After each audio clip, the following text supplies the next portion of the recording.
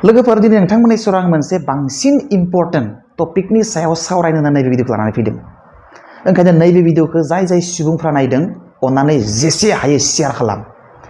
आरो मोनसे बाथ्रा मिथिबायना नोंथांमोना, आं जेनेरेलि आंनि भिडिअफोरखौ आङो शेयार खालाम होननानै रिक्वेस्ट बुहुत खम खालामो, खिन्थु नैबे भिडिअखौ आङो गोबां शेयार खालामनो थाखाय खावलायदों। मानोना नैबे भिडिअआ गुबुन भिडिअफोरनिख्रुइ बुहुत बेसि इम्पर्टेन्ट। मानोना नैबे भिडिअआ गोबां फरायसाफोरखौ आरो फरायसाफोरनि गार्जेनफोरखौ बुहुत हेल्प खालामगोन। जों बिदिब्ला जोंनि भिडिअखौ जागायजेननोसै। दिनै आङो नैबे भिडिअनि गेजेरजों सासे बिराद शक्तिशाली मानसिनि सोमोन्दै सावरायनो नागिरदों। आरो बे सासे आबादारिमोन। नोंथांमोना खोनादोंबो जानो हागौ, दशरथ मांझी। दशरथ मांझीया जाबाय बिहार स्टेटनि गया डिस्ट्रिक्टनि मोनसे फिसा गामिनि सासे आबादारिमोन। मोनसे फिसा आरो भितुरिया गामिनि सासे आबादारिमोन बियो। आरो बियो सासे सिख्ला फाल्गुनि होननायजों बरिया मोजां मोनलायदोंमोन आरो बरिया गोसो थोलायनानै बियो हाबा जाबाय। बरिया नखर संसार रुजु रुमु जाबाय। साननैसोनि उनाव दशरथनि हिन्जाव एबा बिसि फाल्गुनिया प्रेगनेन्ट जाबाय। दशरथ मांझीया खामानि मावनो थाङो, आबाद मावनो थाङो बे हाजो सायाव। बेनिफ्राय बिनि बिसि फाल्गुनिया बिनो ओंखाम लाङो, बेखौ हेल्प खालामहैयो खामानियाव। बिदिनो बिसोरनि नखरा थाखा फैसा गैथाराबाबो बिराद रुजु रुमु सालायलांदोंमोन बिसोर नखरखौ। सानसेखालि बे दशरथ मांझीया बे हाजो सायाव खामानि मावबाय थानायाव बिनि बिसि फाल्गुनिया बिनो ओंखाम लांदोंमोन। आरो ओंखाम लांनाय समाव हाजोआव एसे गाखोहांनायाव बिनि बिसिया बोरैबा पिसलायना गोलैनानै जखम जादोंमोन गाज्रियै। फारसेथिं दशरथनि बिसि फाल्गुनिया प्रेगनेन्ट आरो फारसेथिं बियो हाजोआव गाखोनानै बोरैबा गादलेनानै गोलैबाय। बिराद बिपदाव गोलैबाय दशरथ मांझीया। मेडिकेलाव लांनांगौ थाबैनो, नाथाय बिराद दुखुनि बाथ्रा, मेडिकेला बिथांमोननि गामिनिफ्राय 90 किल'मिटार जायो। किन्तु मोनसे बाथ्राया सैथो जे बे हाजोखौ बारनानै थांनो हायोबा किन्तु मेडिकेला 15 किल'मिटारल', 15 मिनिटनि रास्ता। किन्तु बे हाजोनि थाखायनो बेजों लामा गैया आरो बे हाजोनि थाखायनो बिराद गिदिं थांनानै बै खाथियावनो फैफिननांगौ, जाय मेडिकेलाव सहैनो थाखाय बिसोरनि गामिनिफ्राय 90 किल'मिटार बारनानै थांनांगौ।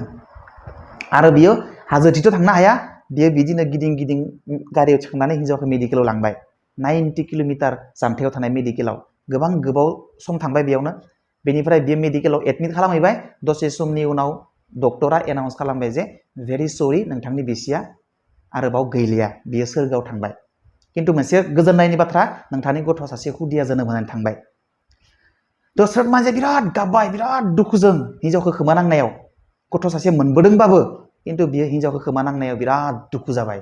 आरो बियो दुखुजोंनो चेलेन्ज लादोंमोन जे बे हाजोनि थाखायनो आंनि बिसिया थैनांबाय।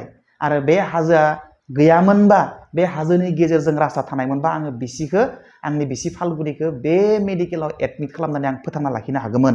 नाथाय गोजान गिदिंनो थांनो गोनां जानायाव आं आंनि बिसिखौ फोथांनानै लाखिनो हादिया। बिराद दुखुजों बियो थानांबाय। आरो बियो बिराद गोख्रों मोनसे डिसिसन लाबाय जे बे हाजोनि थाखायनो आंनि हिन्जावआ थैनांदों, आं बे हाजोखौ दानख्लाबजोबनानै आं बे हाजोजों आङो रास्ता बानायगोन मेडिकेलाव थांनो हानाय, जाहाथे आंनि बिसि फाल्गुनि बायदि गुबुन सासे फाल्गुनिया थैनो गोनां जाया। बेबायदि खैफोदाव गोग्लैनानै आं बे हाजोखौ दानख्लाबना आं रास्ता बानायगोन।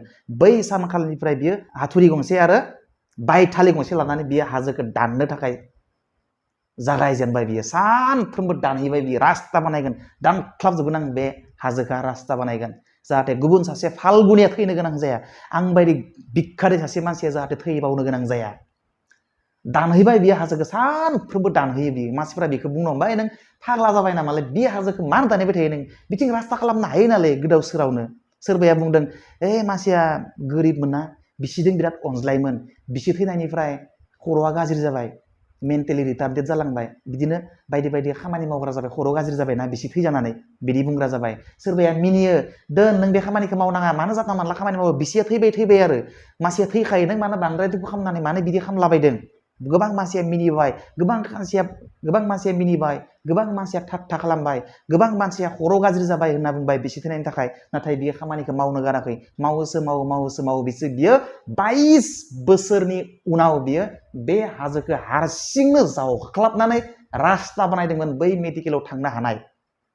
मेडिकेलसिम थांनो हानाय सावगारियाव नाय नोंथांमोना बेबायदि हाजोखौ जावख्लाबनानै बिबो हाथुरा गंसे आरो बायथालि गंसे लानानै दानै हारसिंनो बेबायदि गोजौ हाजोखौ दानख्लाबनानै बे मेडिकेलाव थांनो हानाय रास्ता बानायदोंमोन आरो बुंदोंमोन आंनि बिसि फाल्गुनि बायदि जाहाथे गुबुन सासे फाल्गुनि थैनो गोनां जाया आरो बियो बिखौ मावदोंमोन ओरैबायदि डिटारमाइन्ड गोसो लानानै स्ट्रं डिसिजन लानानै बियो बे खामानिखौ मावदोंमोन बिनो रेकगनेशनबो होदो सरकारा आरो बेखौ माउन्टेन मेन होननानैबो बिमुं होनाय जादों दा बे सल'निफ्राय बुंनो गोनां बाथ्राया नैबेसो सल'आ खिन्थु मोनबो ओरैनो इमेजिनारि सल' नङा बियो रियेल घटना बियो नोंथांमोना नायोबा मोनगोन गुगोलावबो माउन्टेन मेन होनना बुङो दशरथ मानजि बिथांखौ माउन्टेन मेन बिमुंबो होनाय जादों दाना आसोल बाथ्राया नैबेसो आं बुंनो नागिरनाया जोंनि मानसिफोराबा बिमा बिफाखौ दुसियो आङो गोरिब न'खराव जोनोम मोनबायलै बिनिखायनो एख' खामानिखौनो मावनो हाया साला गोरिब न'खराव जोनोम मोननानै मेट्रिकआव 90% मोनाबो मोजां कलेजाव एडमिसन लानो मोनजाले मा जागोनले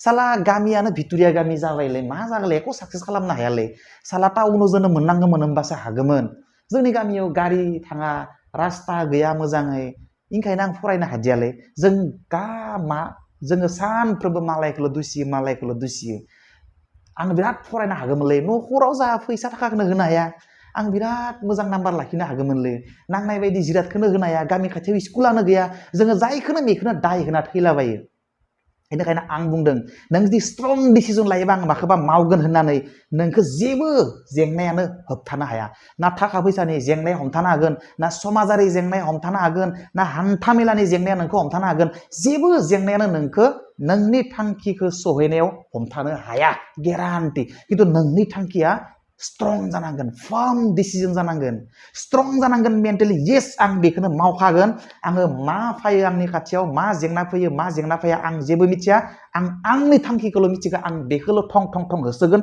आरो आं बेखौ एचिभ खालामगोन आं रावखौ मिथिया आं आंनि थांखिखौल'सो मिथिगौ डिसिजन लानांगोन दा जोंनिफ्रा गोबां मार्क्स मोननायनि उनाव आं गोरिब न'खरावसो जोनोम मोनदोंलै आं एडमिसनखौ लानो हानाय नङा आङो मोजां कलेजाव फरायनो मोनदिया आरो नोङो हागोन नों थांखिखौल' डिसिजनखौल' कनफार्म आरो स्ट्रं ला नोंखौ हेल्प खालामनाय मानसि गोबां दङ नोंखौ हेल्प खालामगोन नों जास्ट हेल्प बियै मोजां मानसिफोरनियाव एसे थाखा थानाय मानसिफोरनो हेल्प बि सोरबा मन्त्रि एमएलए नाव थांनानै हेल्प बि नोंखौ रेसपन्ड होआबो जानो हानाय नोङो गाज्रि मोननाङा नोङो खाननै फै नोङो सानथाम फै सानै साथाम 100 जन मानसि लोगो हम नों मानोना नों नोंनि थांखिखौ सहैनांगोन बाय हुक अर बाय क्रुक बाय एनि मिन्स नोङो नोंनि थांखियाव सहैनांगोन नोङो 100 जन मानसि लोगो हम बुहुमाव जेसेबां गाज्रि मानसि दङ खिन्थु मोजां मानसिनि अनजिमायाबो खम नङा नोंखौ हेल्प खालामग्रा मानसि गोबां ओंखारगोन सोरबा जुदि मोजां रिजाल्ट खालामगोन ना कनफिडेन्स होयोबा माखासे प्राइभेट कलेजेसफोर दङ दायो प्राइभेट कलेजफोराव थां आंखौ फ्रि एडमिसन हो अननानै आं नोंथांमोननो रिजाल्ट होगोन कनफिडेन्टलि बुं नों कनफिडेन्स होना बुंनो हागोन ना जे